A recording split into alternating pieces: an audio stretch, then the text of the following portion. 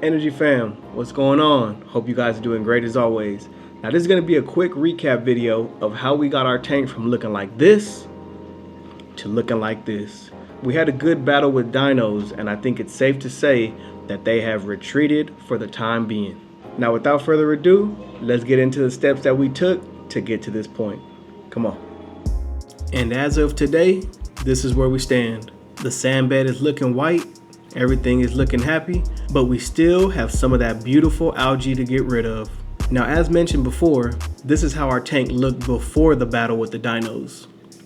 We gave a quick look at the dinos under the microscope. We'll be sure to leave a link to that video in the description and also leave a card that you can click on the top right of this video.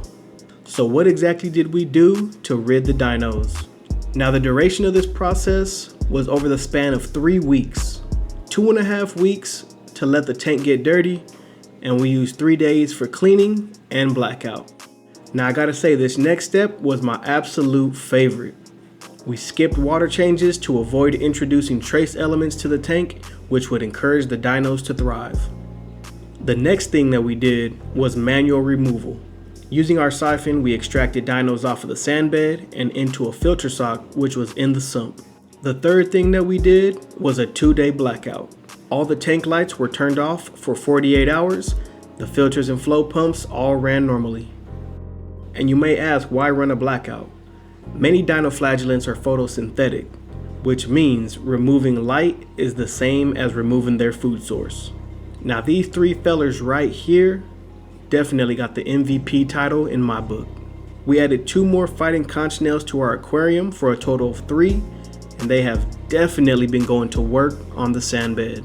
We had 1, which we do now have a total of 3, and as you can see, these guys go to work, working for that next promotion, looking for that next big bonus, and they just don't stop. Even this one right here is sitting on the rock eating algae. I'm not too sure what he's searching for, but I'm not complaining at all. Now this is where we're at with our algae battle. The algae is all over our rocks, under some of the coral, and we're looking for our next steps to help get rid of this piece of algae. Dinos on the sandbed was our first obstacle. Now green hair algae on the rocks is our second obstacle. Our current cleanup crew consists of hermit crabs, turbo snails, astrea snails, nazarius snails, I hope I'm pronouncing that correctly, and fighting conch snails.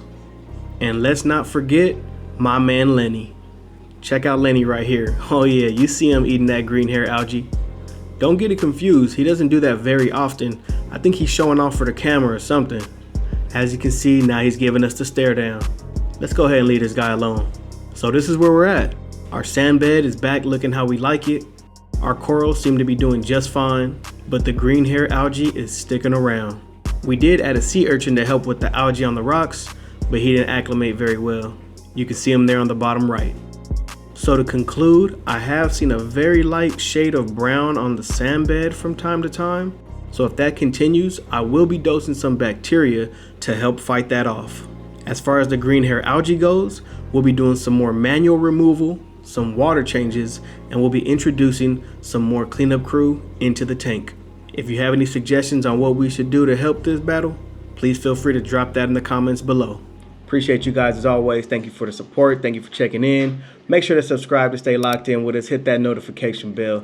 Slap a thumbs up on them, you know what I'm saying? Drop a comment or 2. Y'all know how we get down. Looking forward to more progress on the tank, and we'll see y'all soon. Peace.